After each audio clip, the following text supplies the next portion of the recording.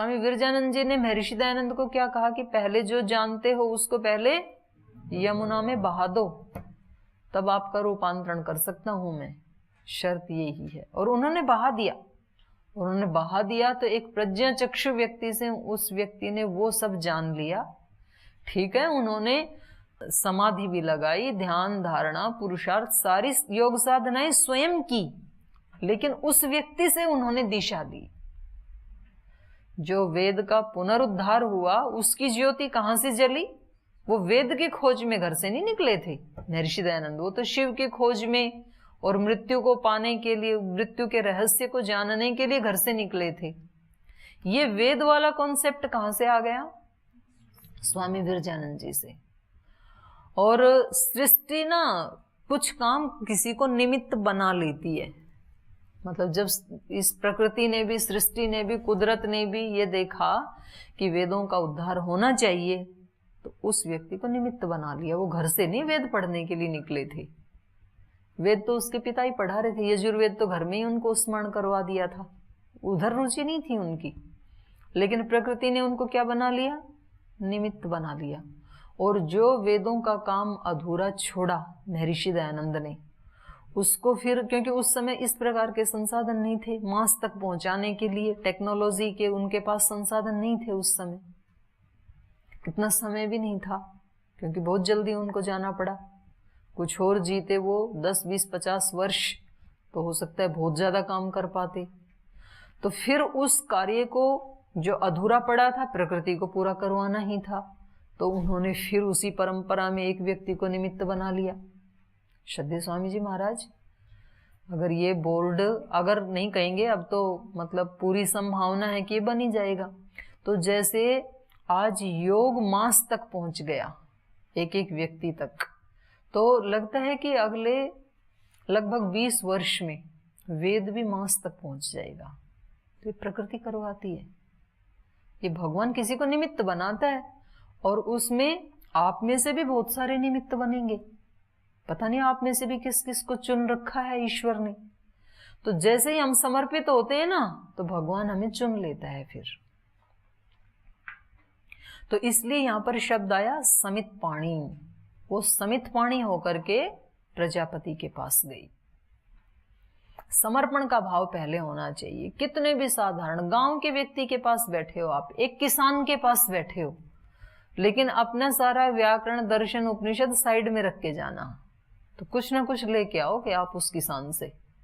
और यदि आप अपने सिर को बढ़ा के गए, ये मेरे को क्या सिखाएंगे, ये तो साधारण से व्यक्ति हैं, मैं विद्वान हूं, मैं तो वहां से पढ़ करके आया हूं, मैं इनको कुछ सिखाना चाहता हूं, ना आप उनको कुछ सिखा पाओगे और ना आप वहां से कुछ ले पाओगे। तो नुकसान हुआ ना। आप खाली होके जाओगे तो जरूर वहां से कुछ लेके आओगे और जरूर उनको कुछ दे के आओगे। आप वो ले लेंगे आपकी बिना बोले ही, और उनको जिज्ञासा है तो वो पूछ के भी ले लेंगे आपसे। उससे पहले आप दे भी नहीं सकते हैं। आप जितने मर्जी भाषण दे के आना, वहां पे उनके जीवन में कोई परिवर्तन नहीं आएगा। तो ये हमारे ऋषि जो है ना, ये बहुत बड़े वैज्ञानिक हैं। तो ये हमें क्या सिखा रहे हैं? जीवन का व्यवहार भी सिखा रहे हैं। ऐसा नहीं है कि ऋषि केवल मोक्ष मोक्ष की बात कर रहे हैं, व्यवहार की भी बात सिखा रहे हैं कि जब किसी के पास आप जाएं कुछ सीखने के लिए, कुछ जानने के लिए, तो कैसे जाना? समित पाणी होकर के जाना, हाथ में समिधा लेके जाना कि कुछ जानना चाहता हूं, किसी प्रकार का सूखापन है अंदर, कुछ तो न्यूनता है अंदर, तो मैं आप जैसे बनना चाहता हूं। तो दोनों चले गए, इंद्र और विरोचन प्रजापति के पास चले गए। तौह 32 वर्षाणि ब्रह्मचर्यम् ऊषतुः। तौह प्रजापति उवाच किमिच्छन्तौ आस्ताम् इति तौ ऊचतुः यः आत्मा अपहत पाप्मा विजरो विमृत्यु विशोको विजिगित्सो अपिपास सत्यकाम सत्यसंकल्पः सो अन्वेष्टव्यः स विजिज्ञासितव्यः स सर्वांश्च लोकान् आप्नोति सर्वांश्च कामान् यः तम् आत्मानम् अनुविद्य विजानाति इति भगवतः वचो वेदयन्ते तम् इच्छन्तौ आस्ताम् इति। तो वो दोनों गए और कितने दिन तक रहे वहां पर? 32 वर्षाणि, 32 साल। 32 साल तक ब्रह्मचर्य का पालन करते रहे। आपको आए कितने कितने वर्ष हो गए? 2, 5, 4, 6, 8 और 5, 1.5, 10 और हाईएस्ट 10 है। तो ठीक है, चुपचाप 10 वाले तो 22 वर्ष चुपचाप बैठे साधना करते रहो, 1.5 वर्ष वाले 31 साल चुपचाप बैठे रहना।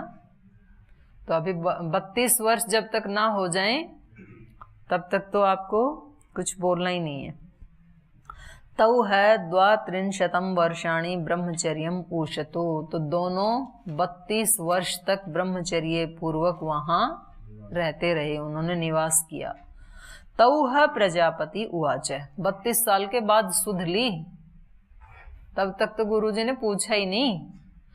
32 साल के बाद प्रजापति उवाच, प्रजापति ने कहा, किम इच्छन्तौ आस्तामिति, क्या किस इच्छा से यहाँ आए हो, क्या चाहते हो, किस प्रयोजन से आए हो? 32 साल तो कहा, बोले ब्रह्मचर्य की साधना करो, पहले बाद में बातचीत करेंगे। तो 32 साल के बाद बोले, भाई आपका प्रयोजन क्या है, किस लिए आए हो? आप में से तो कई तो भाग जाएंगे तब तक। बोले यहाँ इतने दिन हो गए, कोई पूछने वाला ही नहीं है यहाँ तो इन्होंने कहा, तौ ऊचतुहु, वे दोनों बोले, यह आत्मा अपहत पापमा, जो आत्मा पाप रहित है, विजरह जरा रहित है, विमृत्यु मृत्यु से रहित है, विशोक शोक रहित है, विजिगित्स अपिपास भूख प्यास से जो रहित है, सत्य काम है, सत्य की कामना वाला है, सत्य संकल्प है, सत्य का ही संकल्प करने वाला है, सो अन्वेष्टव्य, उसको ही खोजना चाहिए, जानना चाहिए, स विजिज्ञासितव्य है, वो ही जाननी चाहिए, स सर्वांश्च लोकान आपनोति, वो सब लोगों को प्राप्त कर लेता है, सर्वांश्च कामान आपनोति, और सब कामनाओं को प्राप्त कर लेता है, यह तम आत्मानम अनुविद्य, जो उस आत्मा को जान करके, विजानाति इति, विशेष ज्ञान को प्राप्त कर लेता है वह, इति भगवतः वच वेदयन्ते, ऐसे आप सम्माननीय के वचनों को हमने जाना, हमने सुना, आपने ऐसी उद्घोषणा की और वो हमने सुना। तम इच्छन्तौ आस्ताम इति, तो उसी आत्मा की इच्छा करके हम यहाँ आ गए, उस आत्मा को जानने की इच्छा से हम यहाँ आए हैं, जो कि 32 साल से आपके आश्रम में ब्रह्मचर्य का पालन करते हुए साधना कर रहे हैं, ऐसा उन्होंने बताया। तौ प्रजापति उवाच, य एषो अक्षिणी पुरुषो दृश्यत एष आत्मा इति ह उवाच, तद अमृतम अभयम एतद् ब्रह्म इति अथ यो अयं भगवतो अप्सु परिख्यायते, यश्च अयम् आदर्शे कतम एष इति एष उ एव एषु सर्वेषु एतेषु परिख्यायते इति होवाच। तौ प्रजापति उवाच, उन दोनों से प्रजापति ने कहा, उन्होंने कहा ना हम आत्मा को खोजने के लिए आए हैं, तो प्रजापति ने उन दोनों से कहा, यह एषो अक्षिणी पुरुषो दृश्यते, ये जो आंख में जो पुरुष दिखाई देता है, आंख में जो ये काली सी पुतली है ना जो, तो उसके अंदर आप जब शीशे में देखेंगे तो आपको जो दिखाई देगा वहां पर वो ही क्या है, आत्मा है। यह एषो अक्षिणी पुरुषो दृश्यते, तो आज सारे कक्षा के बाद जाके शीशा मत लेके बैठ जाना। हाँ, कभी वो स्वामी परमार देव जी बोले क्या सिखा दिया, सारे ऐसे लेके बैठे हैं, तो आप कुछ और ही देख के आओगे फिर। तो ये इनकी बात है। तो इन्होंने कहा, यह एषो अक्षिणी पुरुषो दृश्यते, ये जो आंख में पुरुष दिखाई देता है, एष आत्मा, यही आत्मा है।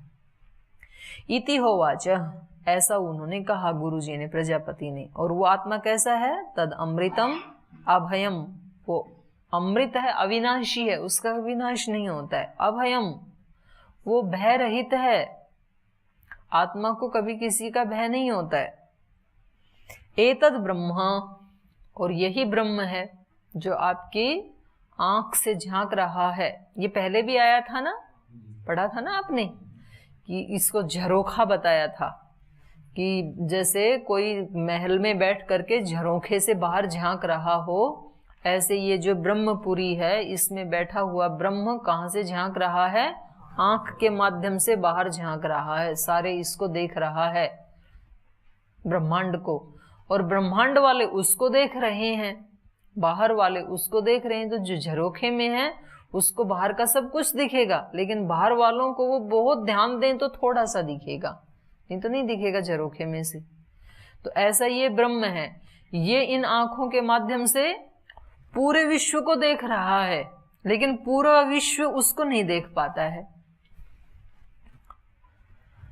तो एतद अमृतम एतद अभयम एतद ब्रह्म इति अथ यो अयम भगवतो अप्सु परिख्यायते। तो हे भगवान, जो जल में परिख्यायते भली प्रकार से जाना जाता है, दिखता है, जल में भी प्रतिबिंब दिखता है ना, तो यह अयम भगवा अप्सु परिख्यायते दिखता है, यच अयम आदर्शे, और जो ये शीशे में दिखता है, आदर्श मतलब शीशा, कतम एष इति, तो वो जो परछाई दिखती है पानी में वो उसको आत्मा माने या ये शीशे में दिखता है, इन दोनों में से कौन सा है ये पुरुष कौन सा है? उन्होंने कहा ना कि जो आंख में दिखाई देता है वो ही आत्मा है, तो बोले आंख में ऐसे तो दिखेगा नहीं, तो आंख वाले को देखने के लिए तो दो ही साधन है, या तो पानी में देखो कि मेरी आंख में क्या दिख रहा है, वहां प्रतिबिंब दिखेगा, या तो शीशे में देखो, आंख का देखना है तो बोल जी इन दोनों में से जो शीशे में दिखेगा वो आत्मा है या पानी में दिखेगा वो आत्मा है, कौन सा है? तो फिर इनको पानी के पास ही ले जाते हैं। तो शीशे तो तुम इतने मंगवा डालोगे, तोड़ दोगे, इतने असुर इतने देव, तो पानी ठीक है।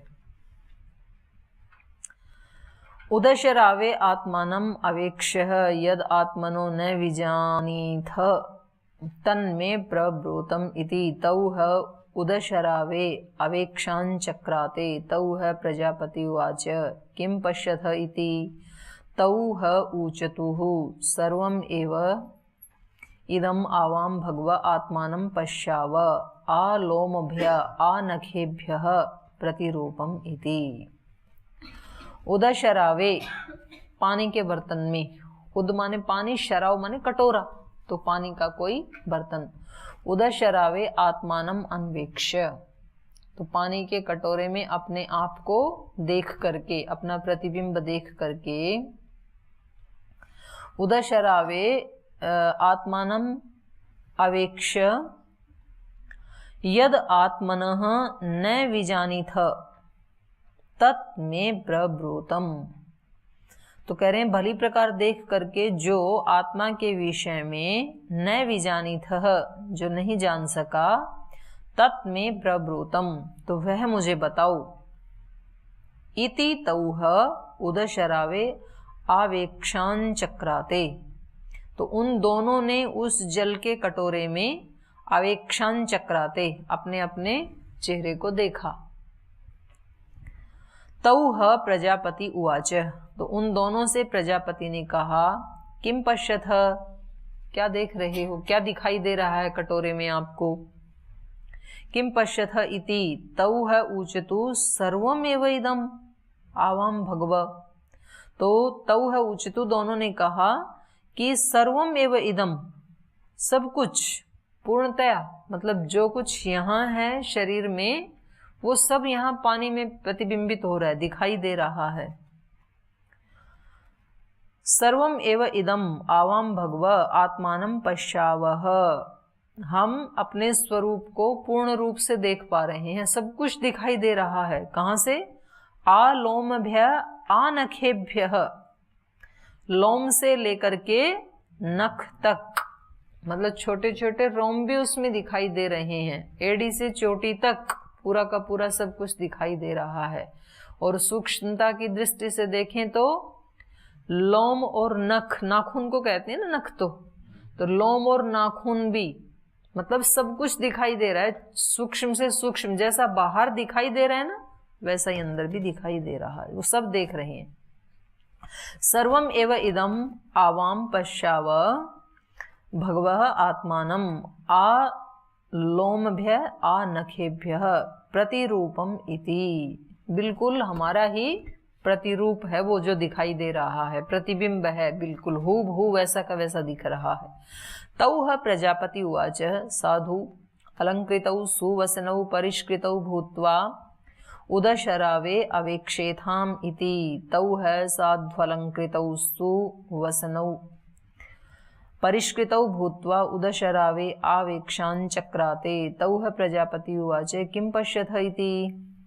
तो फिर प्रजापति ने उन दोनों से कहा, तौह प्रजापति उवाच उन दोनों से कहा, साधु अलंकृतौ सुवसनौ परिष्कृतौ भूत्वा, बोले अच्छे से अब गहने पहन के आओ, साधु अलंकृतौ अच्छे से सज धज के आओ, सुवसनौ अच्छे वस्त्र पहन करके आओ, अच्छे कपड़े पहन के आओ, परिष्कृतौ परिष्कृत होकर के, डेकोरेट होकर के आओ, परिष्कृतौ भूत्वा उदशरावे अवेक्षेथाम। और अब पानी में देखो अब क्या दिख रहा है। तो पहले तो सामान्य रूप से देखा था, अब कुछ आभूषण और कपड़े बदल करके देखा। तौ है साध्वलंकृतौ सुवसनौ परिष्कृतौ भूत्वा, तो उन दोनों ने वैसा ही किया, अच्छे अच्छे कपड़े पहने, अच्छे अच्छे आभूषण पहने और अच्छी तरह से अलंकृत होकर के उदश्रावे अवेक्षान चक्राते, फिर उन दोनों ने उसमें पानी में अपने प्रतिबिंब को देखा। तौह प्रजापति उवाच, उनसे प्रजापति ने पूछा किम पश्यथ इति, अब क्या दिखाई दे रहा है। तौ ऊचतु यथैव एव इदम आवाम भगव साधु अलंकृतौ सुवसनौ परिष्कृतौ स्व एवमेव इमौ भगव साधु अलंकृतौ सुवसनौ परिष्कृतौ इति एषः आत्मा इति होवाच एतद अमृतम एतद अभयम एतद ब्रह्म। तौ है शांत हृदयौ प्रवज्रतु वव्रजतु, लिट लकार का है। तौ है उचितु, वे दोनों बोले, यथा एवं आवाम भगव, जैसे हम यहाँ हैं, यथा एव इदम आवाम, जैसे हम यहाँ हैं, यथा एव इदम आवाम भगव साधु अलंकृतौ, जैसे हम सजे धजे हैं, अलंकृत हैं, सुवसनौ अच्छे वस्त्र पहने हैं हमने, परिष्कृतौ जैसे हम परिष्कृत हुए हैं दोनों, एवं एव इमौ भगवः, वैसे ही ये जो प्रतिबिंब है ना दोनों, ये भी वैसे के वैसे दिखाई दे रहे हैं, क्योंकि शीशे में तो वही दिखेगा ना जो उसके सामने है। तो ऐसा ही उनको जल में दिखाई दिया। तो गुरुजी ने क्या कहा, साधु अलंकृतौ सुवसनौ परिष्कृतौ इति एष आत्मा इति, बोले ये जो दिखाई दे रहा है ना जल में, यही आत्मा है। अच्छी तरह से जो सुसज्जित है, अलंकृत है आभूषणों से, यही आत्मा है। इति होवाच, उन्होंने कहा ये आत्मा ही क्या है, एतद अमृतम अभयम एतद ब्रह्म इति, ये ही अमृत स्वभाव वाला अविनाशी आत्मा है, ये ही अभय आत्मा है, भय रहित स्वभाव वाला आत्मा है, ये ही ब्रह्म है। तौ है शांत हृदयौ प्रव्रजतु वज्रतु, तो वो शांत हृदय होकर के चले गए। व्रजगतौ धातु है ना, चले गए। ठीक है, आत्मा का पता लग गया। तो अपने में से भी कई सारे हैं ऐसे शांत। हाँ जी ठीक है, कोई पूछे आपने आत्मा के बारे में जान लिया? हाँ जी जान लिया। योग दर्शन में ऐसे कहा है, सांख्य में ऐसे कहा है, न्याय में ऐसे कहा है, वैशेषिक में ऐसे कहा है, उपनिषद में ऐसे कहा है, हम सब जानते हैं आत्मा के बारे में। तो किसी इनको कहे कि चलो आपको उन संत के पास लेके चलते हैं, वो आत्मवेता हैं, तो कुछ आत्मा के बारे में बताएंगे, कुछ आत्मा। अजय हम तो सब जानते हैं, इतना सब जानने के बाद क्या उनसे मिलना है। तो ये भी अपने शांत हृदय होके दोनों चले गए, आत्मा को जान आए। तो अब जाएंगे अपने अपने देवों के पास और असुरों के पास। तौह अन्वीक्ष्य प्रजापति उवाच अनुपलभ्य आत्मानम् अननुविद्य व्रजत यतरे एतद् उपनिषदो भविष्यन्ति देवा वा असुरा वा ते परा भविष्यन्ति इति सह शांत हृदय एव विरोचनो असुराणाम आजगाम। असुराणाम जगाम तेभ्यो है एताम उपनिषदम प्रोवाच आत्मा एव इह मह्य आत्मा परिचर्य आत्मानम एव इह मह्यन आत्मानं परिचरन् उभौ लोकौ आपनोति इमं च अमुं च इति। तौह अन्वीक्ष्य, तो वे दोनों अन्वीक्ष्य, इसके बारे में जान करके सोच करके, तौह अनुईक्ष्य, हाँ उन दोनों के बारे में सोचा प्रजापति ने कि वे बड़े विचित्र शिष्य आए। 32 साल तक ब्रह्मचर्य का पालन किया और अब मैंने पानी में चित्र दिखाया और उस चित्र को ही आत्मा समझ करके तो चले गए। तौह अनुईक्ष, उनके जाने के बाद इसने ईक्षण किया, सोचा, तो चले गए। आत्मा को बिना जाने चले गए, ये तो इतने साल रहे यहाँ और हमने एक दिन में शिक्षा पूरी करके चलते बने। तौह अनुईक्ष प्रजापति उवाच, प्रजापति ने अपने आप से कहा, अनुपलभ्य आत्मानम अननुविद्य, आत्मा को बिना प्राप्त किए और आत्मा को बिना जाने, अननुविद्य बिना जाने ही व्रजत, ये तो चले गए। यतरे एतद उपनिषदो भविष्यन्ति, कह रहे हैं यतरे, जोन से भी, इन दोनों में से जोन से भी, एतद उपनिषदो भविष्यन्ति, इस आत्मज्ञान के रहस्य को जानने वाले होंगे। कौन से आत्मज्ञान के रहस्य को? जो ये परछाई वाला ज्ञान है, इसी को आत्मा मान लिया और इनमें से जोन से भी इसी को ही अपना वो बना लेंगे सिद्धांत, इसी को अपना अंतिम ज्ञान बना लेंगे कि यही आत्मा है।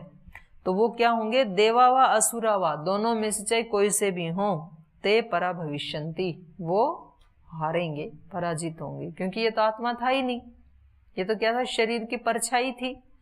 तो कह रहे हैं इन दोनों में से जो भी इस सिद्धांत को लेकर के अपने आप को कृतकृत्य मानेंगे, वो परा भविष्यन्ति, वो जीवन में हारेंगे, सत्य उनको नहीं मिलने का है। ते परा भविष्यन्ति इति सह शांत हृदय एव विरोचनो असुराम जगाम। तो वो कह रहे हैं वो तो शांत होकर के, शांत हृदय होकर के जो विरोचन था वो तो अपने ग्रुप में चला गया असुरों के पास, असुराम आजगाम, असुरों के पास चला गया।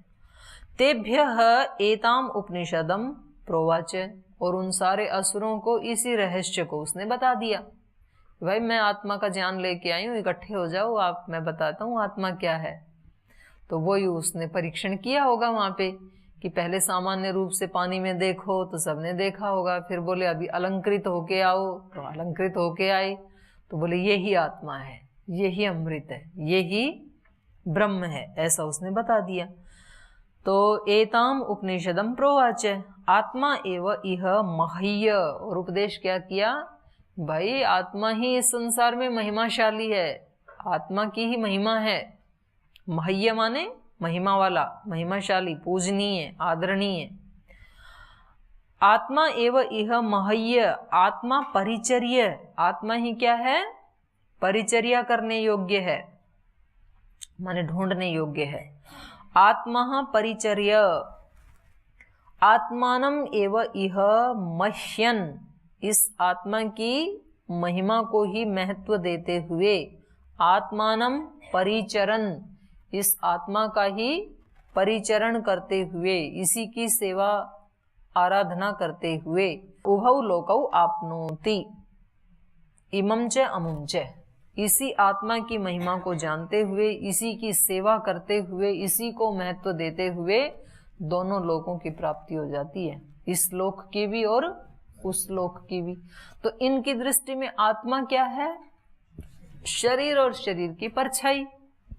तो इस शरीर को अच्छा अच्छा खिलाओ, अच्छा अच्छा पिलाओ, अच्छा अच्छा पहनाओ, इसको अलंकृत करो, तो इस लोक की प्राप्ति हो गई। और अमुंच, मरने के बाद भी इस शरीर की अच्छी सी अर्थी बनाओ, उस पे अच्छे से शाल दुशाले उड़ाओ, उसके ऊपर फूलों से उसको सजाओ, और फिर उसके पास कुछ यहाँ की सामग्री भी रख दो जो वो रोज खाता था ना, तो रखते हैं, सच में रखते हैं। तो उसके लिए कुछ फल रख दो, कुछ चावल दाल रख दो, कुछ साबुन तेल रख दो, तो उसको उस लोक में भी वो तृप्त होकर के रहेगा। इस लोक की भी प्राप्ति हो गई, उस लोक की भी प्राप्ति हो गई। ये किसने इस रहस्य को जाना? असुरों ने। ये असुरों का सिद्धांत है। वह शरीर को ठीक रखो यहाँ जीते हुए, तो इस लोक की प्राप्ति होगी। और इसके सुख के साधनों का, माने इस शरीर को कैसे ज्यादा से ज्यादा कंफर्ट जोन में रखा जा सकता है, उसके साधन जुटाओ। तो यही क्या है? आत्मा की महिमा को हमने जान लिया है। ये महिमाशाली है। यही आत्मा, इसी की परिचर्या करनी चाहिए, इसी की सेवा करनी चाहिए, क्योंकि इसकी सेवा करना, किसकी सेवा करना है? आत्मा की सेवा। यही ब्रह्म है, यही आत्मा है, यही अभय है, यही नित्य है। ऐसा उन्होंने उस उपदेश को जान लिया असुरों ने। तो बोले दोनों लोगों की प्राप्ति हो जाएगी।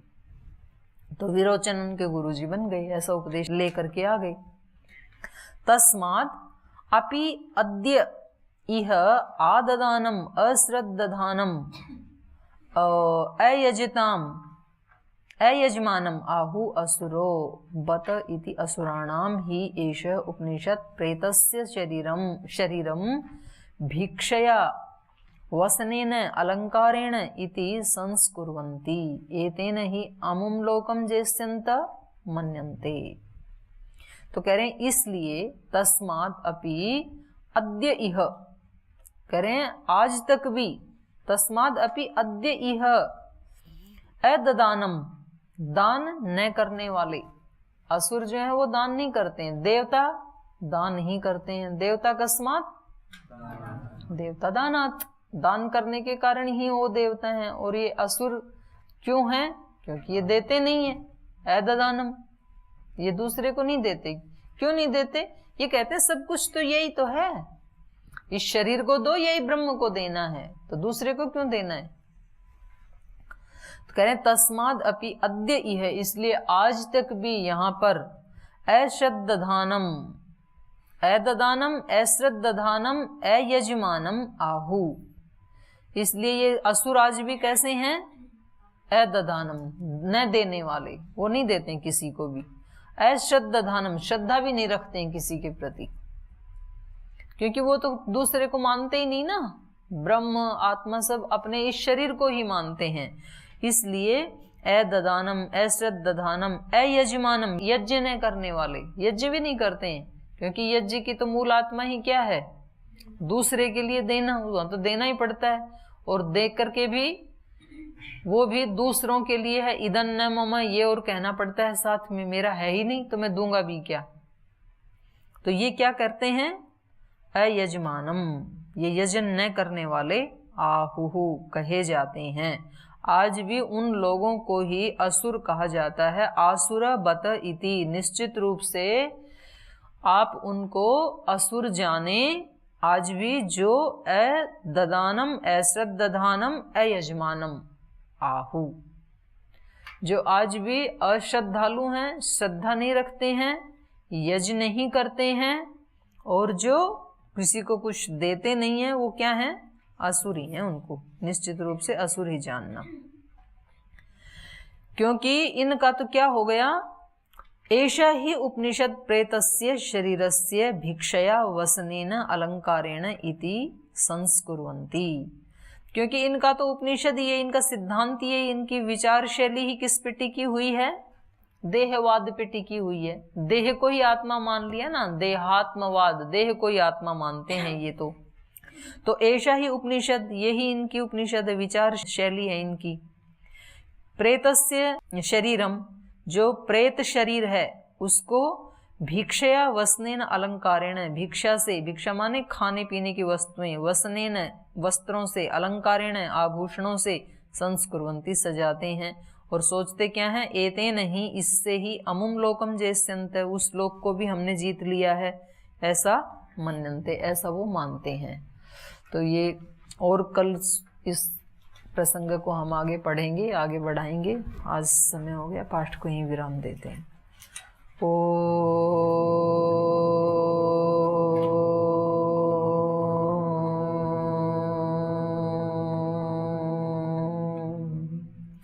शांति शांति शांति। श्री गुरुभ्यो नमः।